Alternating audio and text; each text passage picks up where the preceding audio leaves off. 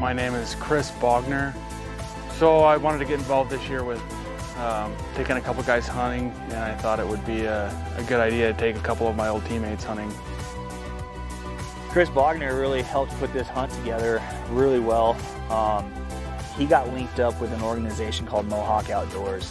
The mission of Mohawk is to get combat veterans out into the woods and hunting together and like doing the healing process together of hunting and the camaraderie, help reinstate it. Not that our guys are hurt or weak, we're all warriors, and getting out here to do this really like brings it back out in us, and it's awesome. And it's been a great organization. It really got to bring us all three together. Kurt from Ohio, me from Colorado, and Chris from Montana, all together in one spot for a week of just fun, adventure. And Mohawk has been an outstanding organization as far as the support they've given us out here. Both PD and Kurt put in for antelope, and only Kurt drew his tag. But I was really excited just to take those guys to where I grew up in southeastern Montana. They got to see a little bit of the area that I grew up hunting.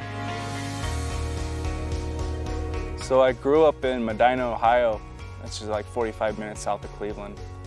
A small farming area, and I was always an avid shooter, and I hunted deer, but nothing compared to this. It's absolutely ridiculous how vast this country is. Me and Kurt became really close. We were in the same squad for a while, and then he ended up being in a different squad, but we were always together on deployment. He was actually there the day that I got hit by an IED, and was a crucial role player in making everything happen to get me out of there.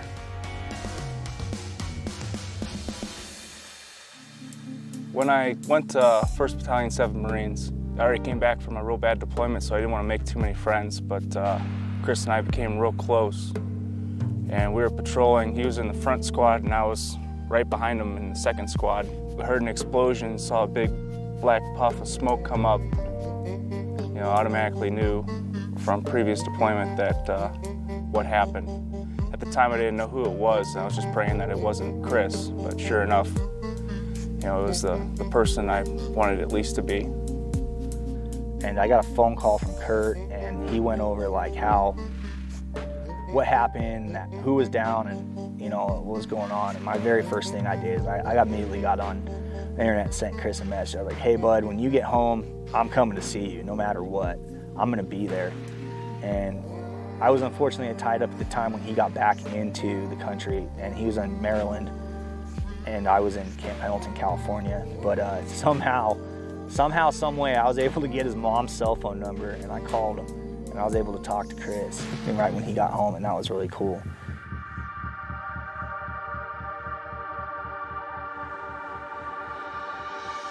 Yeah, so I picked my friends up from the airport, and as soon as I picked them up, we went straight to the range. Just got everybody picked up at the airport, and we cruised out here to the Bridgers to get everything sighted in. I'm gonna go for the second one down on the left. Okay.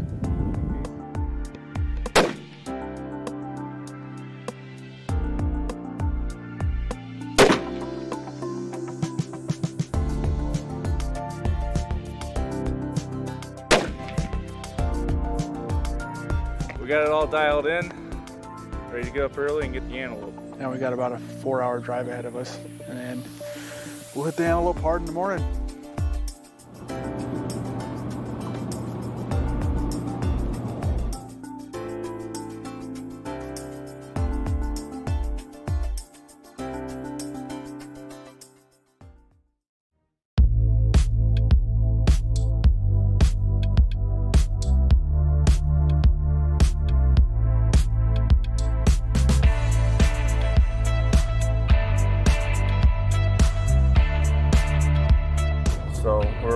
here now.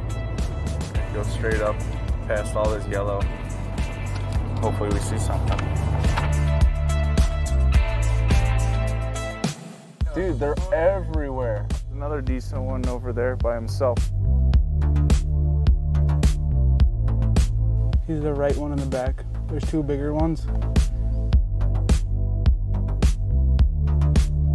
I saw a couple really good goats, but they're on private. They kind of forest public, but they're going the wrong way right now. So we're gonna mark a waypoint on the GPS and maybe come back if we see anything bigger that we want. See if we can get them all riled up again, Petey.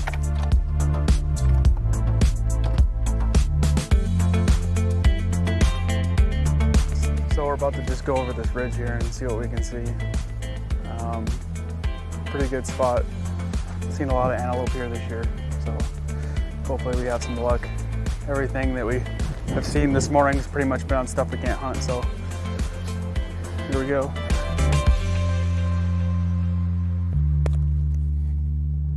So yeah, we came over this hill, just a real small hill, and I'd say about 20 yards coming over there, we see a good antelope on our left.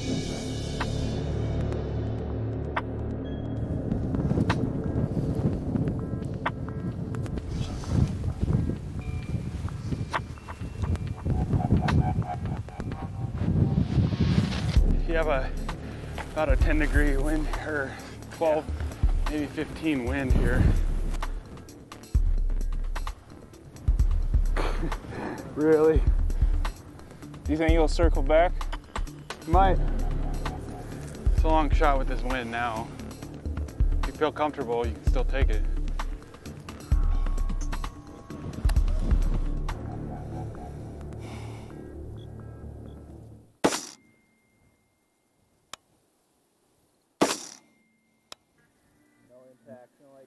No, don't shoot again. I wouldn't even. No. No. You missed twice there. So much wind, dude. I couldn't even see where that hit. I know it didn't hit him. You're a good dude. That wind is crazy. Didn't see where the bullet impacted. It's just so windy out here, it's hard to judge where your holdovers are. But we're gonna keep looking. See if it circles around or keep looking for the next one. The wind in eastern Montana is crazy. I've never shot in wind like that in my life. It was, 30 to 50 mile an hour winds. Like realistically, it was unbelievable. Our antelope hunting was a little bit different than usual, mainly because of the wind. It was like 40 to 50 mile per hour winds, and so we did a lot of road hunting, trying to glass something from a ways away so we could make a stalk on it. And this is right here where I saw that big one. But I mean, if we wanted to get back in there, we'd have to go on the state section and walk all the way, and that's a long walk in wind. Yeah, so we had seen a lot of antelope, but the antelope kind of seemed to know the game. They were sticking on to some private land that we didn't have permission on. Later on in the day, we got, I contacted a local rancher when we saw some antelope out there, and he gave us permission.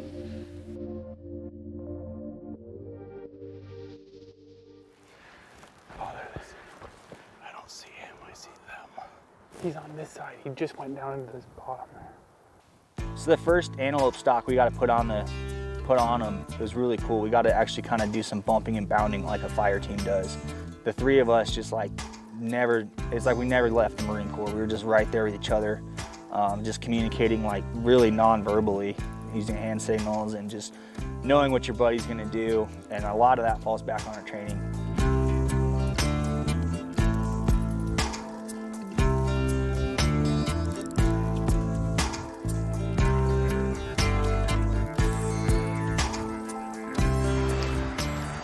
It's like 8 antelope down there over this ridge. One possible shooter. We're trying to judge to see how big he is and how we're gonna go after him. Still pretty far ways out.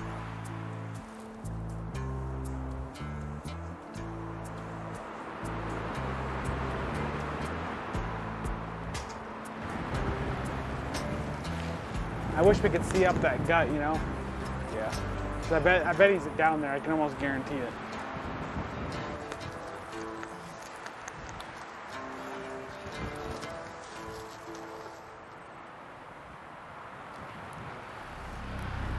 Just wait him out, see what he does.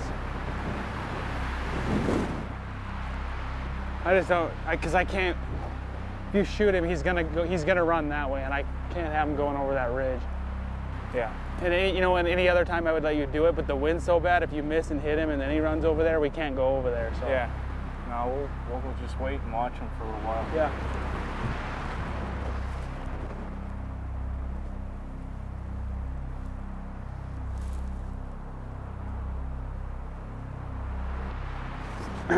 Just came down on that buck that we were putting a stock on, and he was maybe in range, but it's pretty windy, and then property line's right up there, so he can't do much about it. So we're gonna back out.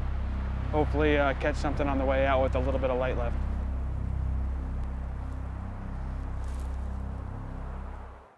The next day we go back to the same ranch and we find even more antelope. We're over where we need him to be. Hopefully over there. Got another herd over this mountain where we were yesterday. Super windy again, so I'm gonna grab my other gun. It's got a little heavier bullet. Hopefully that'll help us out. And we know from where we were the day before that, you know, that's still a very long shot, so we need to get closer. You see this creek bed? The one behind that is where we're thinking we're gonna try and get to.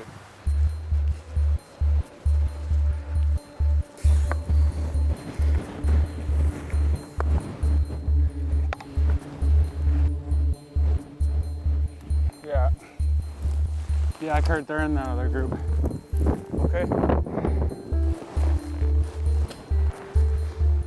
Came over to get a look at these 20 antelope. We're gonna sneak up here and see if we can get a shot off at one of them. It's really windy. It's kind of blowing in our face, but a little crosswind. So we're gonna see if Kurt can reach out and touch somebody with this bigger gun.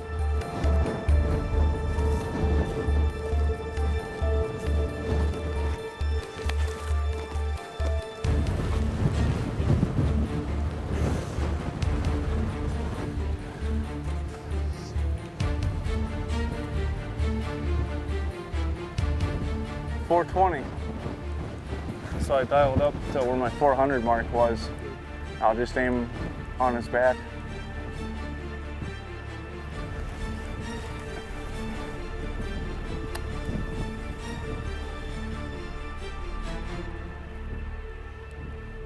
Are you on him, Chris?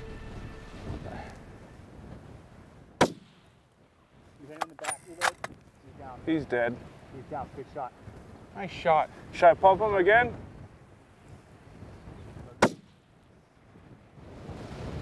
He's done. Great, good, nice shot, man. Did you hear what I was telling you though? I said push 2/10 of a I didn't know you were shooting on the first shot. I'm like, oh, and then I got him right in the sight. Good job, buddy. There he is. That's a good one. I had to hold at least 1 mil over. The wind gusts here are about 45. That was the first shot. Took his back end out, but this one sealed the deal. You know, I never done anything like this before.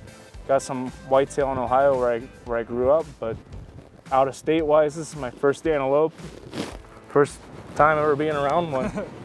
So thanks to Chris for making this all happen. I was not just happy for him, but I was happy to see that he was happy. Like, he was so excited, and that's really what it's all about. Just got an antelope. Now we're gonna get in the truck, and then we're gonna get up early in the morning and hunt some bear in western Montana.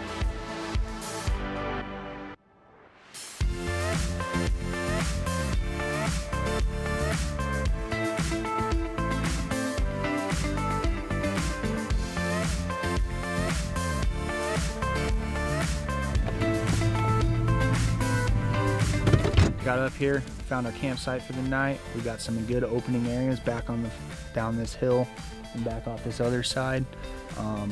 Good clearings. We're ready to go. It's gonna be a good time.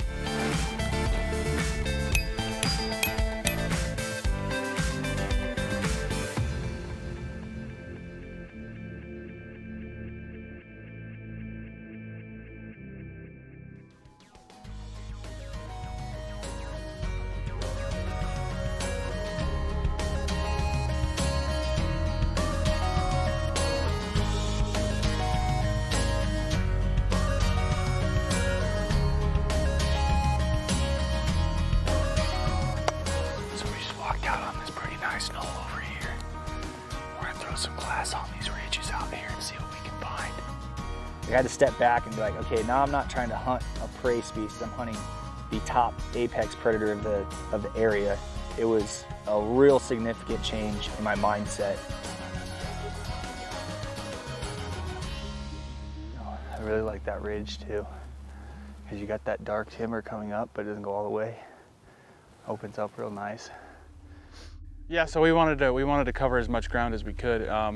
There's quite a bit of roads where we were, so we would get down onto some roads and then we'd glass, but we wouldn't spend entirely too much time on one area. We'd get up and we'd glass another area, we move to the next, and we just kept doing that, trying to cover as much ground as we could.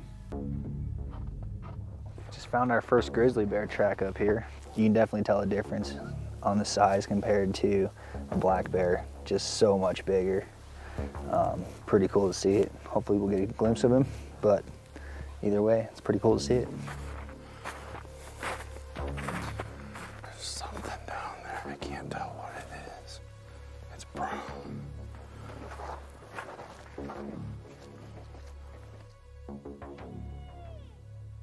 You're sitting there, and if there's times you got your back turned to some thick woods because you're trying to draw them in through clearings, and you don't know, like that call's going, that bear could come in from any direction, so you got to always be on your six. So we got set up down here this morning, got our call up. We probably spent the last hour and a half, 2 hours calling.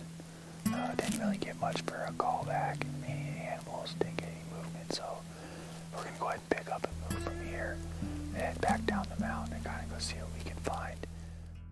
Yeah, it was everything you could ask for. Just looked like bear country. We're not too far off the top of the mountain, but we want to try and get a little bit higher so that we can find our optimal spot to get some glass going. The moment's gone, the deed's been done. Chef took a drop shot in a blood-red sun. The crack of a thunder shook the ground betrayed. There's an outlaw coming, and he's coming this way. There's an outlaw coming, and he's coming this way. One of the last hunts we did, we got up on this knoll, and it was right on the divide of like two really nice draws. We had good clearings coming all the way to the top, and we're like, man, this is gonna be an awesome hunt.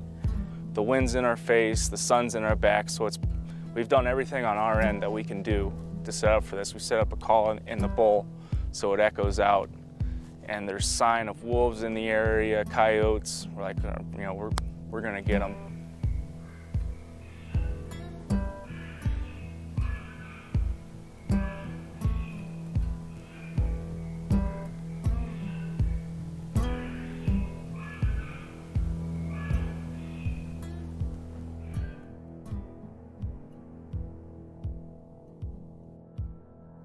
And we called and called, you know, and we ran out of daylight, and it was getting pretty dark, and we're on our way out, and something crashed below us. So could have been an elk, could have been a deer, could have been a bear. We don't really know, didn't get eyes on it, but it was still an exciting hunt. Kurt ended up getting his antelope, but we didn't see a bear or a wolf. But really, the trophy experience was being with Kurt and Petey this whole time and reconnecting with them, talking about stuff we actually hadn't talked about before. And it was really comforting. My trophy experience was just that, reinstating that camaraderie that we all developed years ago, and getting to spend time together and do the things we love.